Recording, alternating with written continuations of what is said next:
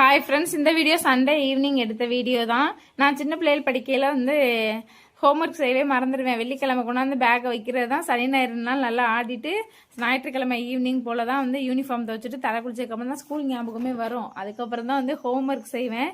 இந்த மாதிரி என்னைய மாதிரி எத்தனை பேர் இருக்கீங்க அப்படின்னு மறக்காமல் கமெண்ட் பண்ணுங்கள்.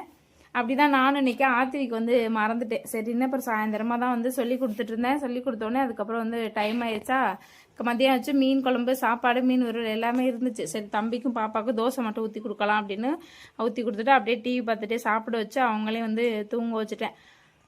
ஆத்திவியோட ஹோம்ஒர்க்கில் கொஞ்சம் பெண்டிங் இருந்துச்சு. என்னென்னா, இந்த நியூஸ் பேப்பரில் லெட்டர்ஸ் கட் பண்ணி அவன் பேர் வர்ற மாதிரி நம்ம கம் வச்சு ஒட்டி கொடுக்க சொல்லியிருந்தாங்க. நான் அந்த வேலையை தான் பார்த்துட்டு இருந்தேன். அவங்கள தூங்க வச்சா தான் இதெல்லாம் பார்க்க முடியும் அப்படின்னு அப்படியே அந்த வேலையை முடிச்சுட்டு ட்ரெஸ் எல்லாம் 2 நாளாக துவைச்சு அப்படியே போட்டுட்டேன். ரொம்ப கஷ்டமான வேலை எதுன்னா இப்போதைக்கு துணி மடிக்கிற வேலை தான்.